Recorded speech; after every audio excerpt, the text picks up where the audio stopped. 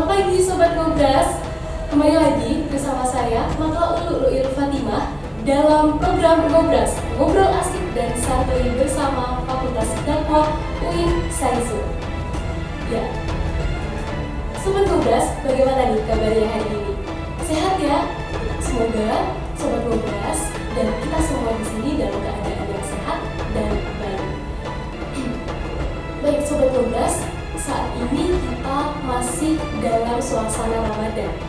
Suasana Ramadan yang saat ini tentu berbeda dengan tahun-tahun sebelumnya, 2 tahun yang lalu, di mana Ramadan kali ini atmosfer jauh lebih terasa dengan sholat tarawih berjamaah yang saat ini boleh dilaksanakan di masjid, kemudian buka bersama yang rupanya menjadi momentum khas di bulan Ramadan. Kegiatan-kegiatan yang ada di bulan Ramadan ini tentu banyak dirancang oleh organisasi, oleh komunitas, dan juga para kaum muda. Berbicara mengenai organisasi, ada beberapa poin yang rupanya menjadi penting untuk kita dalami. Yang pertama ada bijaksana, yang kedua ada inovatif, dan yang ketiga ada loyalitas. Dari 3 hal ini rupanya senada dengan ngobras kita, tema ngobras kita pada pagi hari ini, yakni bijaksana, inovatif, dan loyal terhadap organisasi. Ya, tentu tema ini menjadi tema yang menarik, bukan begitu Sobat Ngobras? Ya, dan selain tema yang menarik, rupanya sudah hadir di tengah kita narasumber yang menarik juga, narasumber yang dikagumi dan menjadi panutan bagi kita mahasiswa. Beliau adalah Rektor UIN Profesor Kiai Haji Saifuddin Sugri Purwokerto. Selamat pagi Bapak Rektor. Selamat pagi. Bapak Rektor, apa kabar hari ini? Alhamdulillah sehat. Selalu fit. Alhamdulillah, ya selalu fit ya. Ya. Di bulan Ramadan ini juga. Ya, di bulan apa saja? Di bulan saja. Apa saja? Bulan Ramadan. Baik, alhamdulillah. Selamat datang Bapak di podcast Ngobras Fakultas Dakwah UIN Saizul. Ya. Ya, dan teman-teman Sobat Ngobras, perlu kita ketahui bahwa Dr. Muhammad Rokib MAG ini memiliki julukan khusus ya di UIN Saizul ini. Ya, beliau biasa disapa dengan Abah Rokib gitu. Ya, sebagiannya begitu. Sebagian begitu. Baik. Dan boleh Abah kalau saya menyebut dengan panggilan itu? Boleh. Supaya lebih akal. Apa kalau nggak apa nggak akrab? Nggak akrab. Pokoknya akrab itu harus semua pada semua makhluk Tuhan yang Maha Kuasa. Oke, baik. Siap, Abah. Baik. Abah, hari ini kita masih ada di bulan Ramadan. Iya. Kemudian tentu Ramadan ini terasa lebih berbeda nih. Iya, berbeda. Iya. Jadi kalau ini suasana Ramadan 2 tahun yang lalu itu awal COVID itu ya, ini tegang sekali. Saya sendiri diamanai di Kabupaten Banyumas itu untuk melakukan monitoring.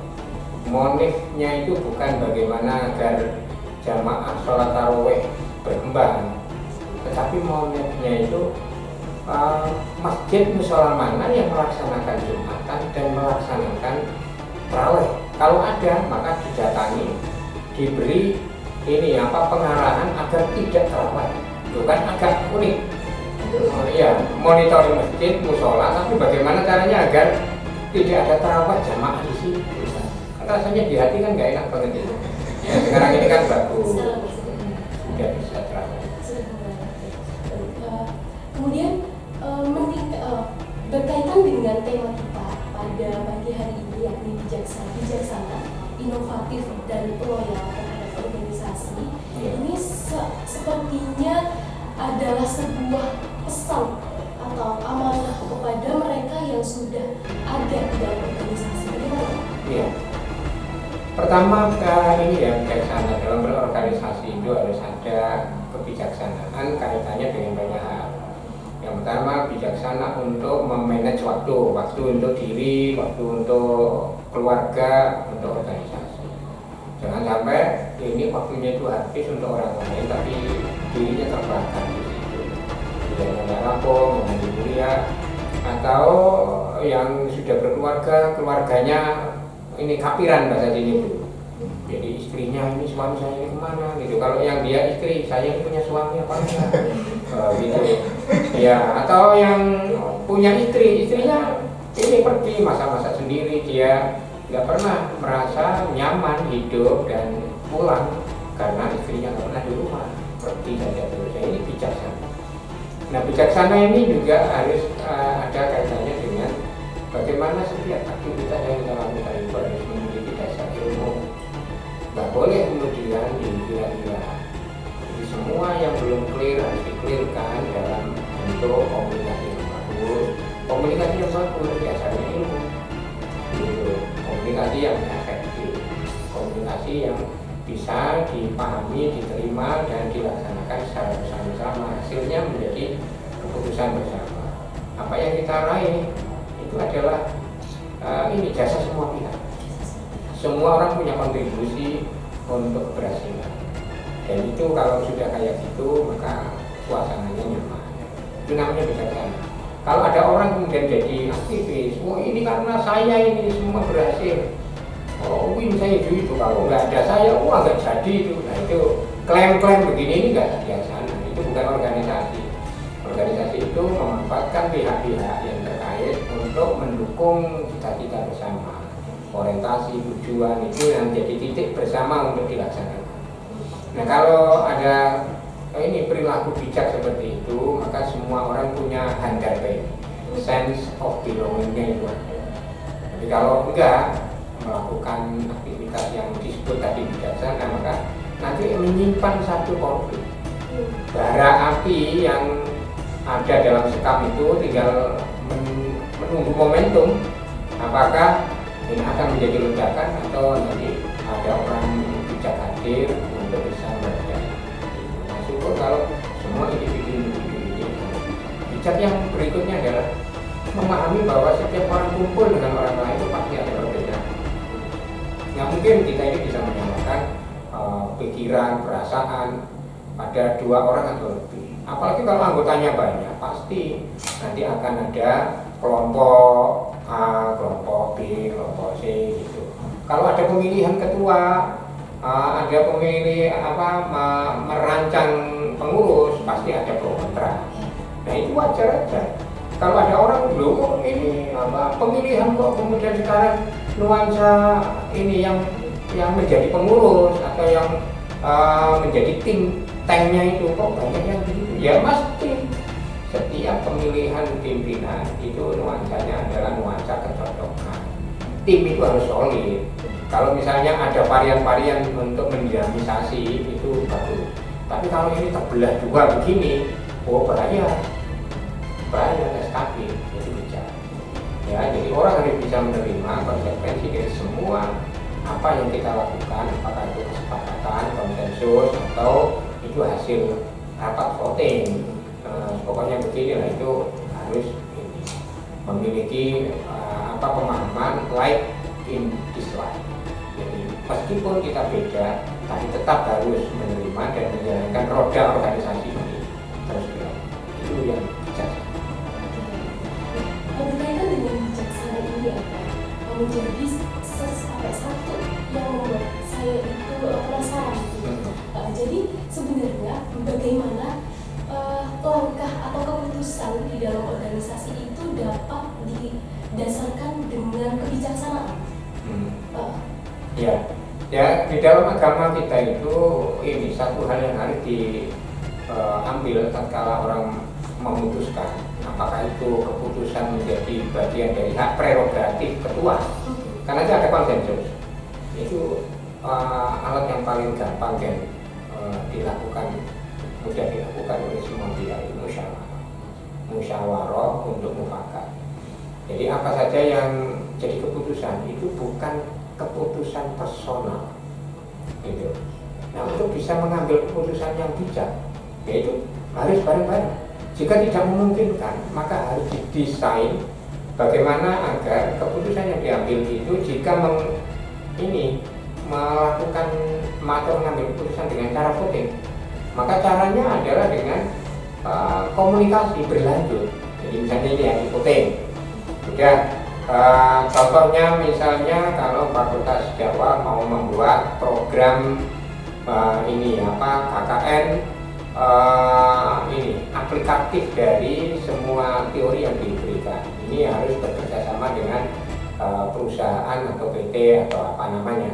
Nah, ini ada perbedaan. Wah, ini baiknya ke barat apa ke timur? Nah, ke PT A apa ke PT B? Nah, kalau sudah disepakati, wah ini nggak bisa disepakati. Musyawarah tidak mufakat. Nah, lalu apa? Ini berarti voting. Ya sudah, sekarang siapa yang setuju ini? Oke. Lanjutan dari voting itu adalah komunikasi efektif tadi. Jangan sampai yang menang itu merasa bahwa pendapatnya yang paling baik, tapi hanya saja pada saat itu disepakati dan memiliki dukungan paling banyak. Setelah itu dikomunikasikan, tetap aja yang berpikiran beda itu apresiasi agar pikiran-pikiran di situ untuk menyempurnakan yang di situ. Jadi jangan sampai kemudian ada orang yang merasa tersinggung. Ya, jadi istilah Jawanya menang tanpa ngasoran. Menang tanpa ngasoran, nggak paham kan? Orang Jawa. Jadi menang tapi tanpa menjatuhkan orang lain. Kemenangan itu bersama-sama. Kemenangan itu adalah milik siapapun yang ikut terlibat dalam organisasi. Lalu bagaimana agar sebuah inovasi di dalam organisasi ini memiliki kebijaksanaan? Oke. Jadi orang itu harus ada hal baru, inovasi tadi itu. Kalau dalam jargon yang sering kita dengar itu al-muhafadzatu al-qadhi misal, itu adalah satu proses bagaimana menggenggam perjuangan dalam organisasi untuk menyelamatkan tradisi yang bagus. Tradisi yang bagus harus tetap berlanjut. Tapi organisasi ini akan dipandang sia-sia atau tidak dipedulikan oleh orang lain, atau menjadi beban bagi anggotanya, bagi masyarakat apabila tidak ada inovasi. Lalu kata yang kedua adalah wal akhdhu bil jadidil aswad.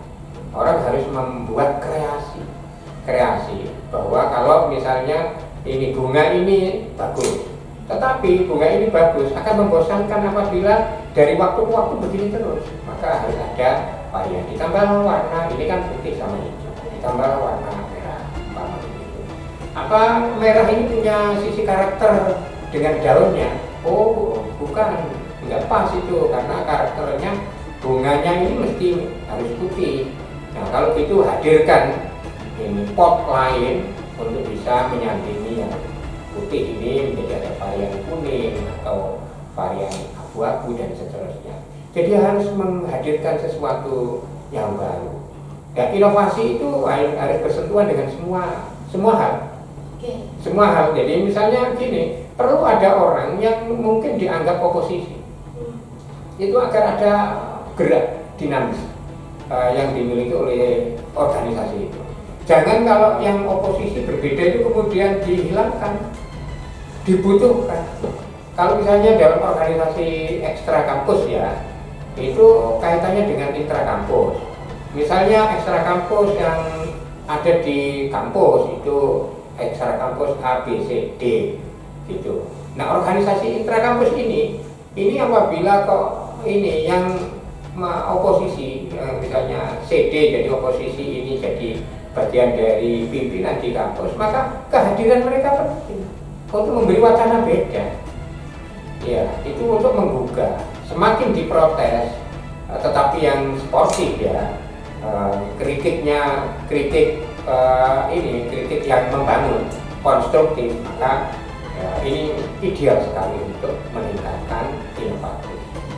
Jadi memang sesuatu yang berbeda itu sebenarnya sangat dibutuhkan untuk membangun sebuah organisasi, meningkatkan mutu dan kualitas seperti itu. Baik, kemudian untuk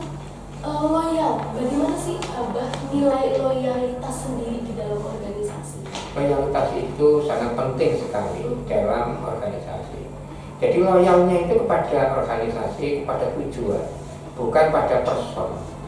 Nah, person ini sebagai simbol. Person ini sebagai simbol. Selama person itu tidak bertentangan dengan tujuan. Nah, jadi kalau ini sudah melenceng dari tujuan, maka person ini tercabut. Loyalitas kita itu tercabut dari person ini. Nah, loyalitas kita kepada person ketua atau pengurus, nah, itu tetap menjadi bagian dari inti organisasi.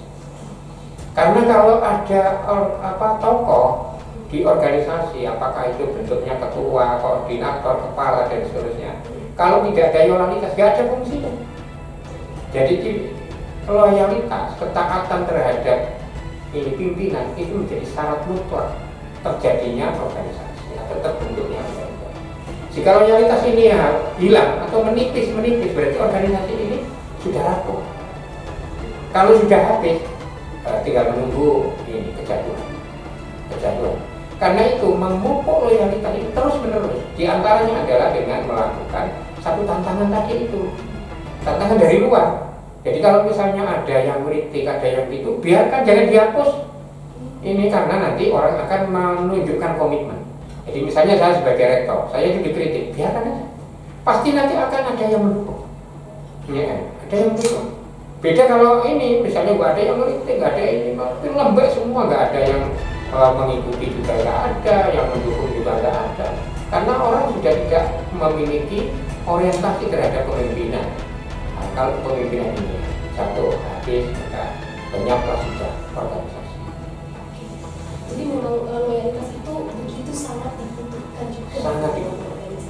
Kalau ada anak buah kok tidak loyal, itu malah berbahaya. Iya, itu bisa mencabut ini kekuatan dari dia.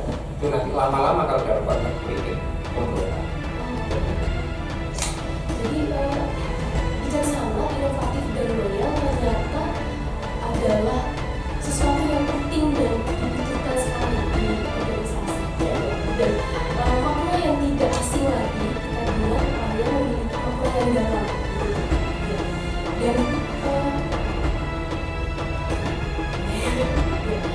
Dan podcast kita yang singkat ini saat ini semoga dapat membawa berkat dan manfaat untuk kita semua, dan juga untuk sobat ngobras di sana. Gitu. Ya, terima kasih sekali Abah karena sudah bersedia hadir. Sama-sama. Memberikan ilmunya kepada kita semua. Sama-sama. Terima kasih sekali lagi. Baik. Ya, sobat ngobras, rupanya berbicara mengenai bijaksana, inovatif, dan loyal pada organisasi ini adalah hal yang penting dan perlu kita tanamkan di dalam diri kita. Di mana loyalitas sendiri ini memberikan pengorbanan tanpa batas. Kemudian inovatif dapat membangun buah karya yang kreatif. Dan bijaksana dapat menyatukan beragam warna. Untuk itu perlu kita tanamkan dan kembangkan bijaksana, inovatif, dan loyal kepada diri kita agar kita dapat terus berbagi manfaat kepada sekeliling kita. Oke, Sobat Ngobras, demikian podcast pada kesempatan kali ini. Jangan lupa ramaikan kolom komentar di bawah. Jangan lupa juga untuk subscribe, like, dan share juga.